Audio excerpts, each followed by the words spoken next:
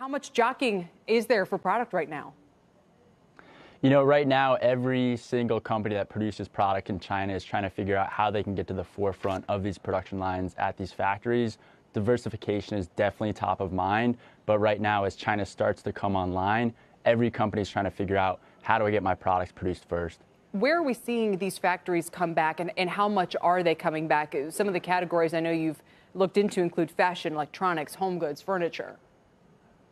I think that's a key question, and what we're seeing right now is that companies are really trying to understand they need to place larger orders. Can they diversify their supply chain into Vietnam, Pakistan, India? In China specifically, we're seeing companies start to ramp up, but at the same time, factory workers are really a bit scared to go back to work, and a lot of them haven't even gone back from Chinese New Year to where their factories are located. So factories themselves are in short supply of staff.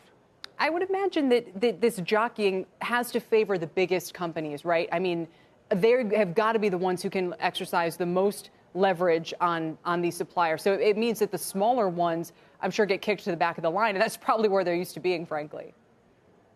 Definitely, and that's really the biggest challenge. All these SMBs that are selling through Shopify, that are selling on Amazon, they're really being affected heavily because they also don't have the power to diversify their supply chain very fast. And so all the larger companies, all the larger retailers are placing, massive orders to really take up all capacity at these factories.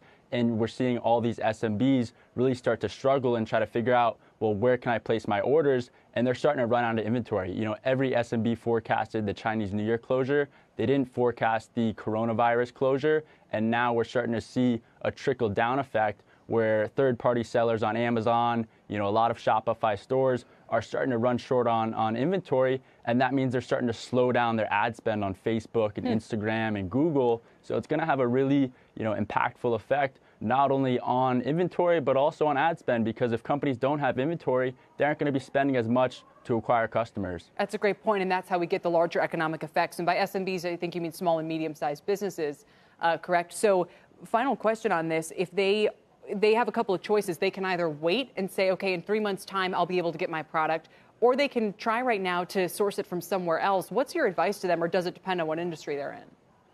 It really depends on what industry, because if you look at the factories in Vietnam, India, Pakistan, even Mexico, a lot of that raw material stems from China, and really these factories outside of China, they're becoming short on raw material. And so it all stems from China. And I think really through this coronavirus crisis, we're starting to see China is, the manufacturing hub of the world. It's important to diversify your supply chain, but at the end of the day, the roots of production stem from China. Final question, Nathan. When you were here with us 6 weeks ago, you said the supply chain would be affected for the next 6 months. Do we kick that out now, or do things look better or worse relative to that time to you?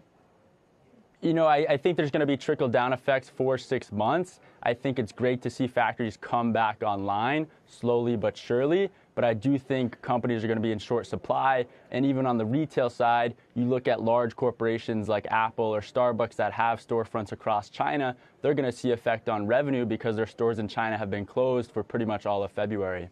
Yeah, it's a great point. We'll be listening for companies to talk about maybe a drop in ad spend like you mentioned as a result. Nathan, thanks for being here.